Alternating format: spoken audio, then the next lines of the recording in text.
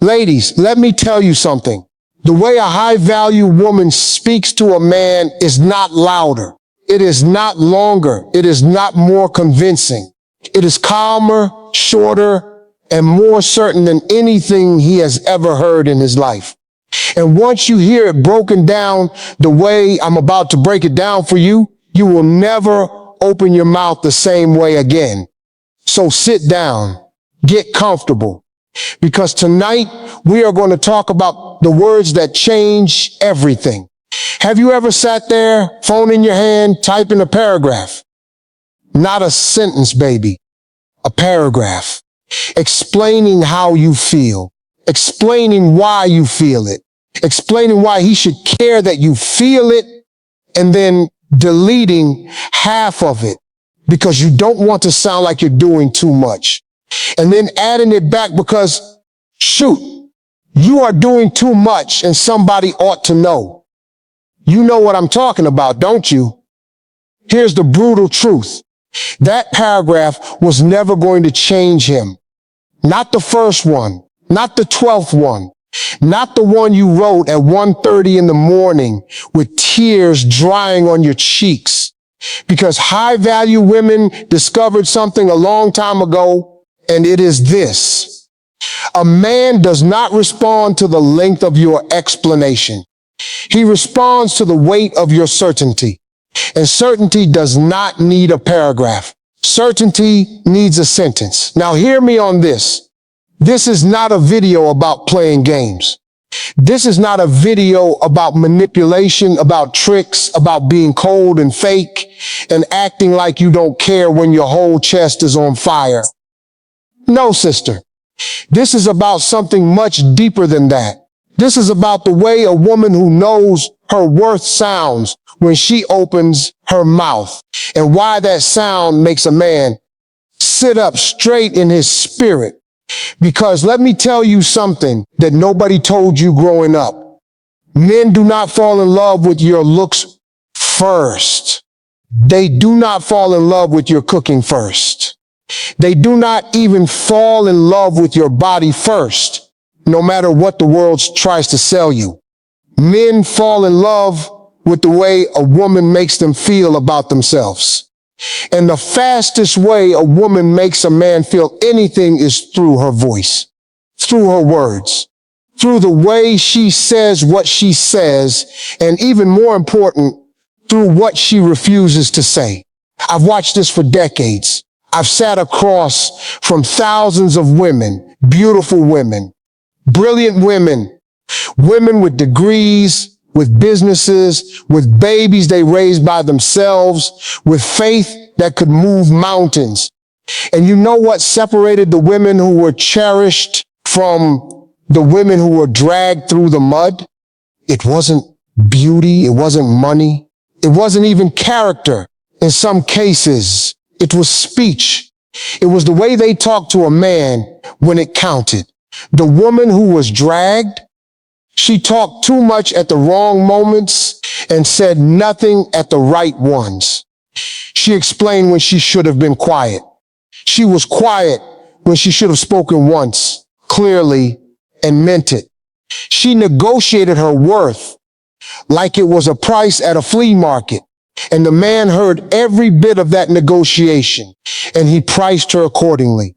The woman who was cherished, baby, she spoke like her words cost something, because to her, they did. She didn't throw them around hoping one would land. She placed them, like a woman placing good china on a table, carefully, on purpose, knowing the value of what was in her hand. And that's what we're building tonight, word by word, truth by truth. By the end of this video, you're going to know exactly how high-value women speak to men, why it works on a psychological level he doesn't even understand about himself, what specific shifts you can make starting tonight, and what mistakes will undo everything if you're not careful. That's the promise. And I keep my promises. Now let's get into it, because the first thing you have to understand is why you talk the way you talk right now. And I'm not saying that to shame you. I'm saying that to wake you up. See, most women were not taught how to speak with power. Most women were taught how to speak with apology. Think about it. From the time you were a little girl, what did the world reward you for? Being sweet, being agreeable, being easy. Little girls who said exactly what they thought were called bossy. Little girls who set a boundary were called rude. Little girls who took up space with their voice were told to use their inside voice. Baby, even when the inside was the only place their voice was ever allowed to live. So you grew up and you carried that training right into your relationships like luggage you didn't pack. And it shows up in 100 little ways. It shows up when you say, I'm sorry, but before you state a need. I'm sorry, but I don't like when you disappear for 2 days. Listen to that. You're apologizing for having a nervous system. It shows up when you say, does that make sense? After every third sentence, like your feelings need a permission slip to exist. It shows up when you soften every truth with a cushion of giggles and lull, and no worries if not, until the truth is buried so deep in pillows that nobody can find it, including you. And here's what's happening inside his mind while all of that is going on. Because this is the part they don't teach you. Men are not analyzing your paragraphs the way you think they are. A man is not sitting there reading your 4-screen text message thinking, wow, she makes an excellent point in paragraph 3. No. A man is reading the tone underneath your words. He is scanning for one thing and one thing only.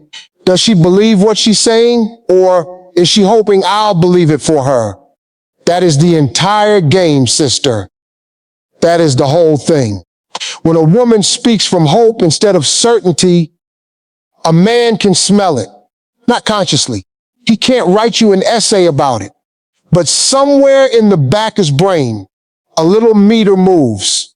And that meter says, she'll stay anyway. She'll accept this anyway. She's upset, but she's not going anywhere. And the moment that meter moves, his behavior adjusts to the new information. Not because he's evil, because he's human. Every human being on this planet, man or woman, adjusts their effort to match what they believe is required. You do it at your job. He does it in your relationship. Let me tell you about a woman I know. Let's call her Maya. Maya was sharp, successful, the kind of woman who could run a meeting with 40 people and have every single one of them eating out of her hand by lunch. But at home, Maya turned into a courtroom attorney with no client.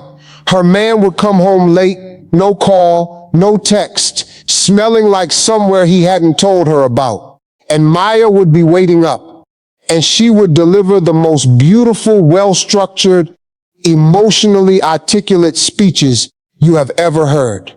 She had exhibits. She had precedents. She cited things he said in March. And he would sit on the couch, nod at the right moments, say, you're right, baby, I'ma do better, and then do the exact same thing 11 days later. You know why? Because Maya's speeches had one fatal flaw, and it wasn't the content. The content was flawless. The flaw was that she was still sitting there delivering them. Every speech said, this is unacceptable, but her presence said, but I'm accepting it. And a man always believes the presence over the speech. Always. The day everything changed for Maya was not the day she gave a better speech. It was the day she stopped giving speeches at all. He came home late one night and she was calm, not cold, calm. She looked at him and said one sentence. She said, this doesn't work for me. That's it. No exhibits, no precedents, no tears. And then she went to bed. And that man lay awake the whole night because for the first time in 2 years, he could not locate the bottom of her patience. He had always known exactly where it was. It was wherever he pushed it to. And now it was gone. And the absence of it was louder than every speech she had ever given. That's the first lesson. And I need you to write it on your heart. High-value women do not speak more. They speak with more weight. There is a difference, and the difference is everything. Now, let's break down what's really happening inside his mind when you over-explain, because I want you to see the machinery. When you explain a feeling 3 different ways, you think you're being clear. He experiences it as negotiation. When you say, I just feel like maybe sometimes it would be nice if, you think you're being gentle. He hears a suggestion he can file under optional. When you ask, are you mad at me? For the 3rd time in a week, you think you're seeking closeness. He hears that his moods run the house. Everything you say teaches him how to treat you, not just the big statements, the small ones. Especially the small ones. And I know what some of you are thinking right now. You're thinking, but if I don't explain myself, he'll misunderstand me. Baby, listen to me carefully. A man who wants to understand you will understand a sentence. A man who doesn't want to understand you will misunderstand a novel. The length was never the problem. So here is the diagnosis. Plain and simple. You learn to speak to men from a place of anxiety. Anxiety talks a lot. Anxiety over-prepares. Anxiety sends the follow-up text, then the follow-up to the follow-up, then the sorry. My phone is acting weird. Text that we both know is not about the phone. Anxiety performs. And performance, no matter how beautiful, always reads as performance. High-value speech comes from the opposite place. It comes from rest, not resting from life, resting in yourself. The settled, unshakable knowledge that if he leaves, you will grieve and you will heal and you will still be whole. So there is nothing to perform for. That woman sounds different. She has always sounded different. Men have been writing songs about that woman for 100 years, and they can't even tell you why. So now let's get into the deep mechanism. Let's talk about exactly what that woman sounds like, piece by piece, because there are specific patterns here. And once you see them, you cannot unsee them. The first pattern is this. High-value women state. They don't ask permission.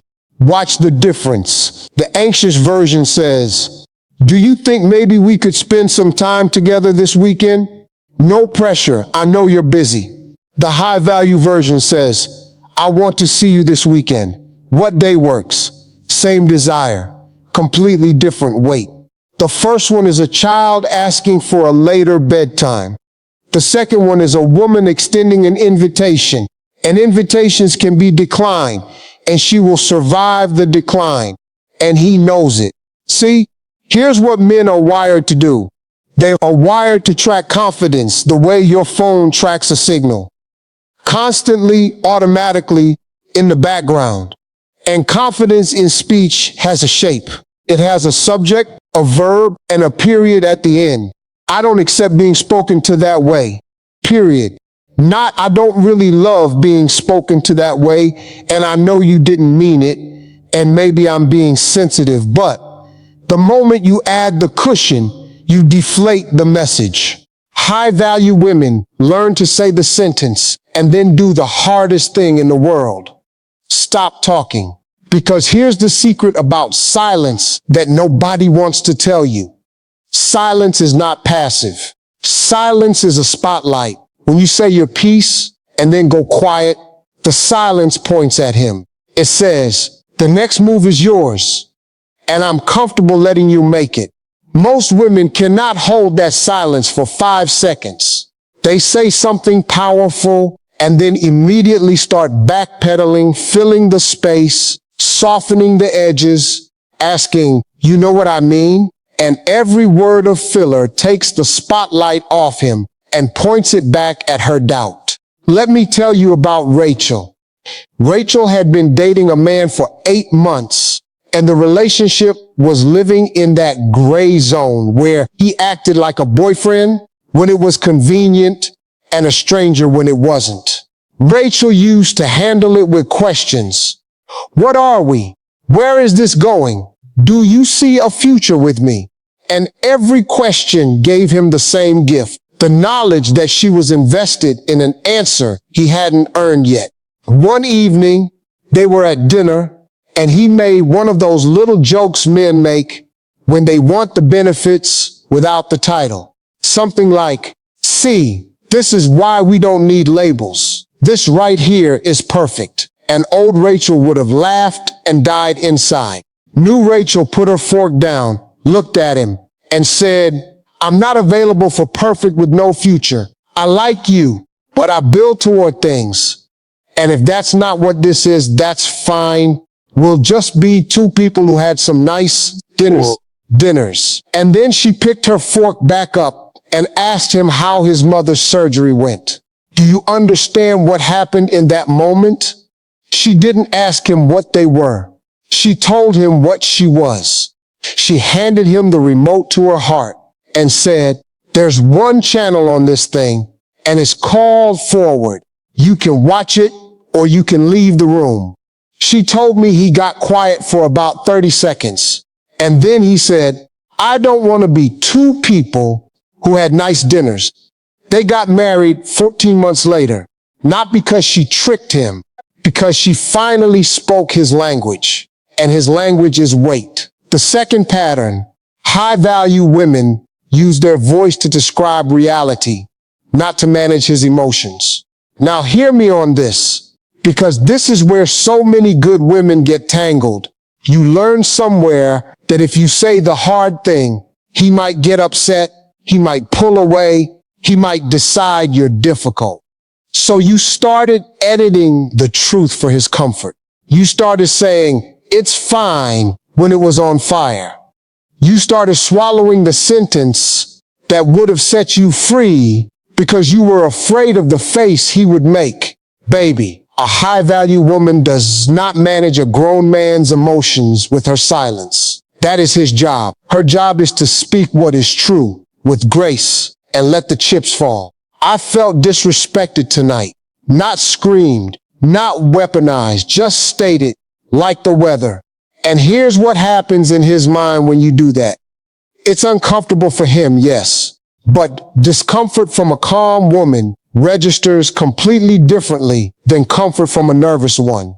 A calm woman stating a hard truth triggers something ancient in a man. It triggers respect, because every man knows deep down that a woman who can say the uncomfortable thing calmly is a woman who can leave calmly. And a woman who can leave calmly is a woman he must show up for. The third pattern, and this one is spicy, so sit down. High-value women do not chase clarity from a man who benefits from her confusion. Read that again. There are men who keep things vague en priority, because vagueness is the loophole that lets him have you without having to choose you.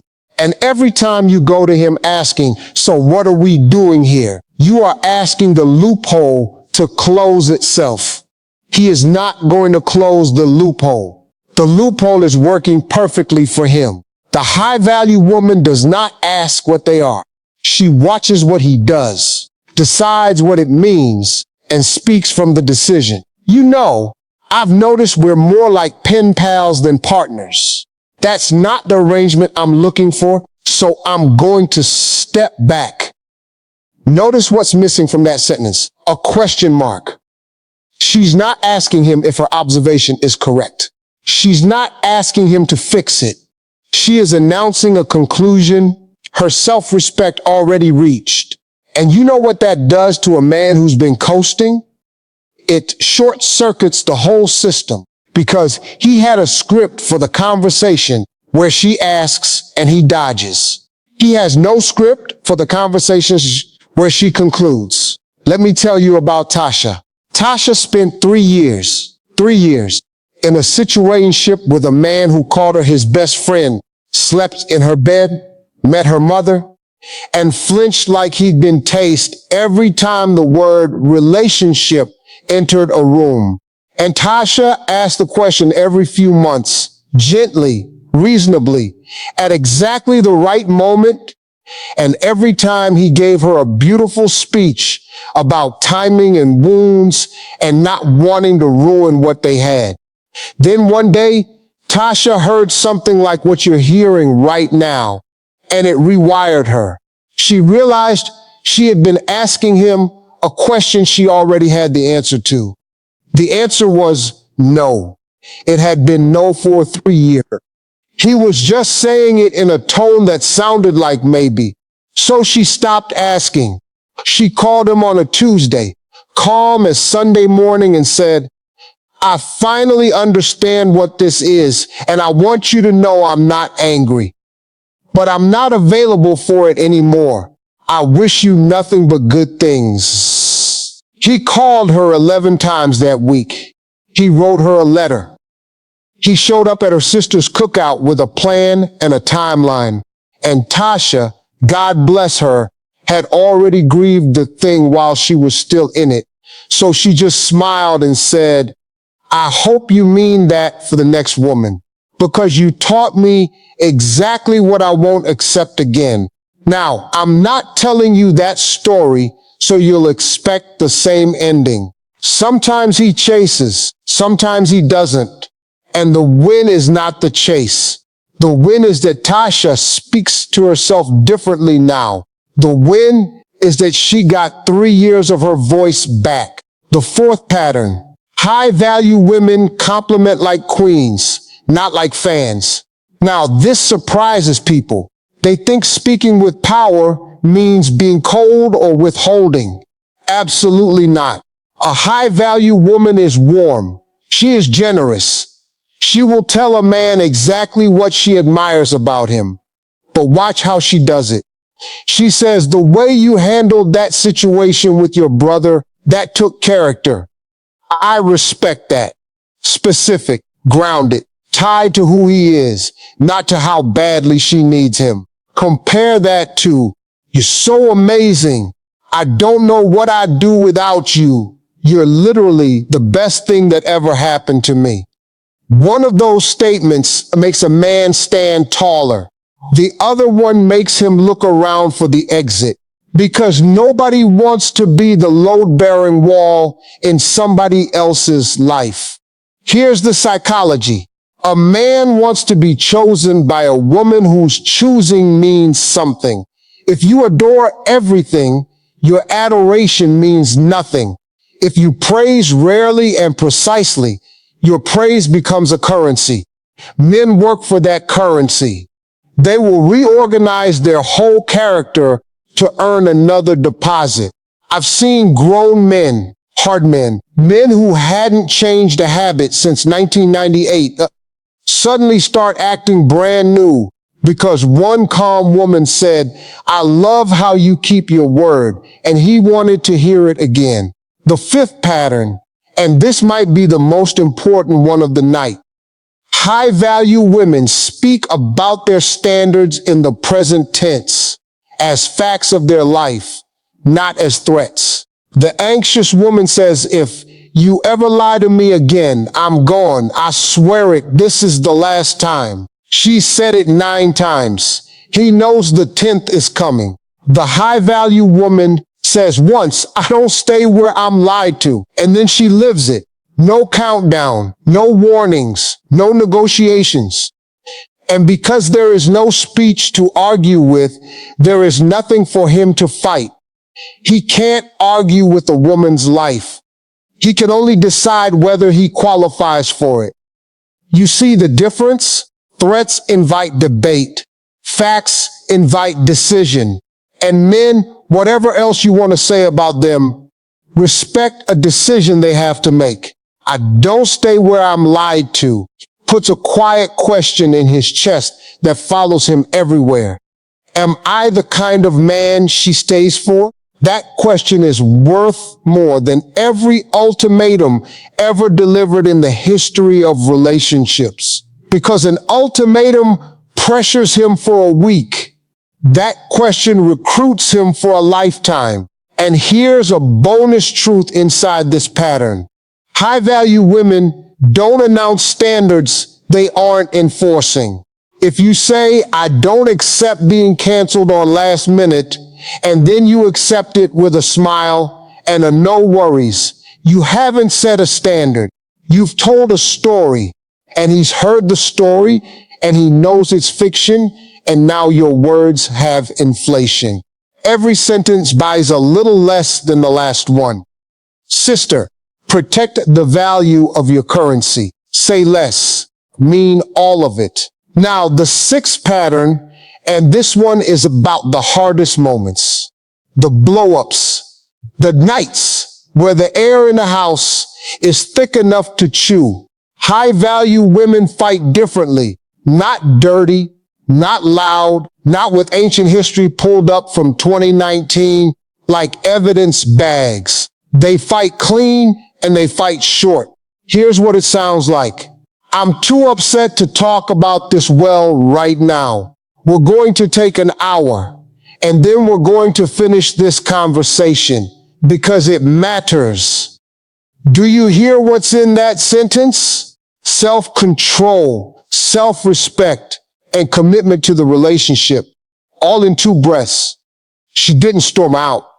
She didn't perform her pain. She didn't say things designed to leave marks. She protected the relationship from her own worst moment. That is mastery. Because here's what's happening inside his mind during a fight. And most women never learn this. In a heated moment, a man is not processing your content. He's processing threat. His whole system is scanning. Am I safe? Am I respected? Am I about to be humiliated? When a woman fights loud and cutting, his system classifies her as danger, and everything she said gets filed under attack, even if every word of it was true. When a woman fights calm and clean, his system stays online long enough to actually hear her. You want to be heard in the hard moments? Turn the volume down and the clarity up. It is counterintuitive and it works every single time. Let me tell you about Denise. Denise grew up in a house where love was loud. People yelled and slammed and said terrible things and then made breakfast together the next morning like nothing happened. And nobody ever apologized. Ever. So Denise brought that whole inheritance into her marriage. And for the first 2 years, every disagreement was a 5-alarm fire. And her husband, who grew up in a house where nobody said anything at all, would shut down completely, go stone-faced, leave the room mid-sentence. And his silence would make her louder. And her loudness would make him quieter. And round they went. Two people who loved each other, speaking languages of war. What changed was one sentence Denise learned and practiced in the mirror like an actress. I'm angry and I love you. And both of those things are true right now. The first time she said it, mid-argument, her husband actually stopped walking, turned around. Because she had done something he'd never seen in a conflict. She had told the truth about her anger without making him the enemy of it. That sentence became the doorway they both walked through, and 5 years later, their friends think they never fight. They fight plenty. They just fight like two people on the same team, because Denise learned that the high-value voice is not the absence of emotion. It is emotion with a steering wheel. Now let me go deeper, because I want to talk about the moments between the big moments, the everyday speech, because that's where the real magic lives. High-value women narrate their own worth casually, in passing, without ceremony. They say things like, that's not really my style, when he suggests something beneath her standards, and they say it the way you comment on the weather. No lecture, just a fact about herself, filed into the record.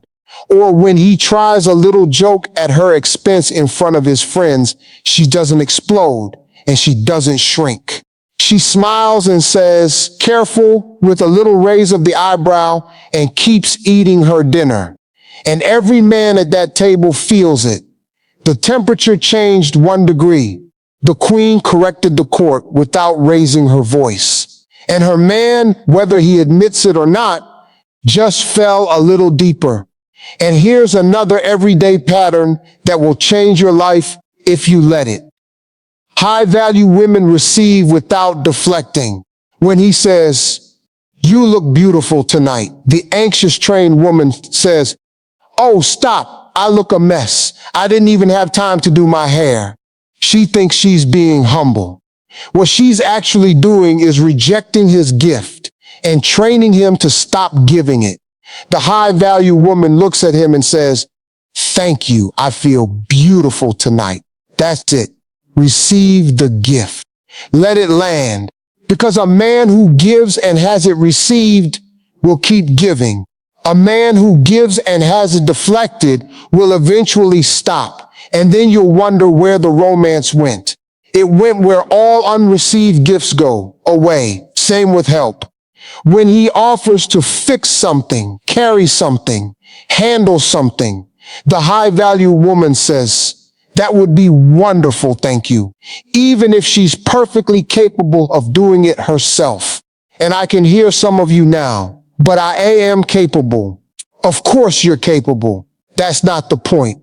The point is that a man bonds through usefulness. When you let him contribute, you're not being weak. You're giving him a role in your life. And men protect the lives they have roles in. You can open your own door and let him open it. Both things can be true. Maturity is knowing which one builds the house. Let me tell you about Simone. Simone was the oldest of 5, raised her siblings while her mama worked doubles, became the kind of woman who could change a tire, file her own taxes, and negotiate a car deal in the same afternoon. And she brought all of that competence into her dating life like a resume. And she could not figure out why men kept fading after a few great months. One man finally told her the truth on his way out, and it stung. He said, you don't need anything from anybody. It felt like dating a country. You're fully sovereign. There's nowhere for a man to stand. Simone didn't become helpless. Hear me now. She became receivable. She started letting a man pick the restaurant without correcting his choice. She started saying, I'd love that, when he offered to plan a date instead of, you don't have to do that. She started letting silences be his to fill sometimes. And she told me the wildest part wasn't how men responded. It was how she felt. She said, for the first time in my adult life, I wasn't managing the whole experience. I was in it. That's what high-value speech actually is underneath everything else. It's the sound of a woman who is in her life instead of managing it. Now, let's talk about texting, because I know you're waiting on this part. And yes, it deserves its own truth. The way high-value women text is the way they talk, just shorter.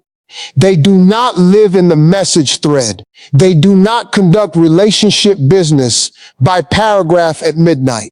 They match energy and then they subtract 1 degree. If he writes 3 lines, she writes 2. Not as a tactic, baby, as a lifestyle. Because her life is full, and full lives produce short texts naturally. The problem was never that you double texted. The problem was that the double text was a leak from an empty afternoon. Fill the afternoon. The texts fix themselves. And when the conversation needs to be real, when something needs to be addressed, the high-value woman does not do it in writing. She says, I want to talk about something. Are you free tonight? Because she knows that tone is 90% of communication. And text has no tone, and important things deserve a voice. The anxious woman fights by text because text feels safer. The high-value woman talks because talk is stronger. And here's the spicy truth bomb for this section. Anything you are afraid to say out loud is exactly the thing keeping you stuck. The fear of saying it is the prison. Say it. Watch the walls come down. It's 11:47 p.m. Your phone lights up. Your heart jumps. It's him after 6 days of silence. And the message says, "You up?" Now, two women live inside you in this moment. The first woman is already typing. She's got 3 drafts. She wants to say, "Wow, 6 days and this is what I get." Or worse, she wants to say, "Yes, yeah," like the 6 days never happened. The second woman, the high value one, looks at that message and feels almost nothing because "you up?" after 6 days is not communication. It's a drive-by. It's a man tossing a pebble at your window to see if the light's still on. And she has a house rule. The light is not on for drive-bys. So she goes to sleep. And in the morning, if she responds at all, she responds like a woman with a full life. "Morning. I've got a busy day, but I hope you're well." No anger, no coldness, just altitude. And that altitude will teach him more than any lecture about respect ever could. Because here's what he learns. Her attention is not on standby. You don't summon it, you earn it. Now, I told you earlier I'd show you the power move, the shift that changes everything. Here it is. And it's gonna sound too simple to be this powerful, but I'm telling you, it is the whole game. The power move is this. Start every important sentence with what yes, not with what you hope. The anxious voice starts from hope and begs reality to agree. The high value voice starts from reality and lets hope catch up. Practically, that means you replace the question, "Can we talk about us?" with the statement, "I want to talk about us tonight." You replace, "Would it be okay if you didn't do that?" with "That doesn't work for me." You replace, "Do you even care about this relationship?" with "I care about this relationship. And right now it's not being cared for." Do you feel the ground change under those sentences? The first version hands him your power and asks him to hand it back nicely. The second version keeps your power in your own hands, where it lived the whole time. And here's what happens in his mind when you make this shift, because I want you to see the machinery again. Men are loss averse, every single one of them. They will fight harder to keep something than they ever fought to get it. And that is not cynicism. That is wiring. When you speak from hope, you signal that leaving is not on the table, which means there is nothing to lose, which means there is nothing to protect. When you speak from calm reality, you signal without ever saying it that you are a woman with a door and doors open both ways. His whole system reorganizes around that signal. Suddenly he's listening in a way he didn't listen before. Not because you scared him, because you finally sounded like someone worth keeping, which is exactly what you were the entire time. He just couldn't hear it under all the asking. Now here's where most women mess this up. And I need you to hear me on this because the failure modes are specific. The first mistake, making the shift with attitude instead of peace. If you say, "That doesn't work for me," with your arms crossed and smoke coming out of your ears, you haven't made the shift. You've just found a new sentence for the old energy. The power is not in the words. It's in the settledness behind them. A queen doesn't announce that she's a queen with her jaw tight. She just is, and the room adjusts. So before you speak, get yourself all the way calm. Not performance calm, real. The kind that comes from actually being willing to lose the thing. And if you're not there yet, that's the real work. And the sentence can wait until you are. The second mistake, using the new voice and then immediately explaining it. You say, "That doesn't work for me," beautifully, calmly, perfectly. And then, because the silence is uncomfortable, you ruin it with, because I just feel like after everything, and I read this thing about attachment styles, and stop decorating the statement. Let it stand there in its plain clothes. It is stronger naked. His mind will fill the silence, and what his mind fills it with will be more persuasive than anything you could add, because people always believe their own conclusions more than yours. The third mistake, expecting instant results and quitting when the first calm statement doesn't transform him overnight. Sister, you trained him for months, maybe years, that your words were weather. Lots of noise, no change in climate. He is going to test the new voice. He is going to push, poke, act worse for a little while to see if the old you is still in there. This is normal. This is not failure. This is the exam.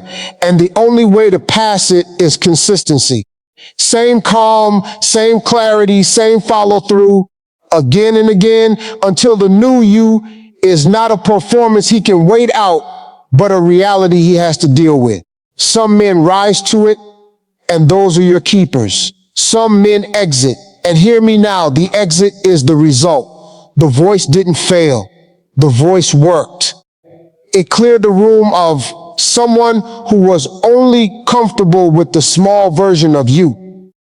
And the fourth mistake, the sneakiest one, doing all of this as a strategy to get him, instead of as an expression of who you've become.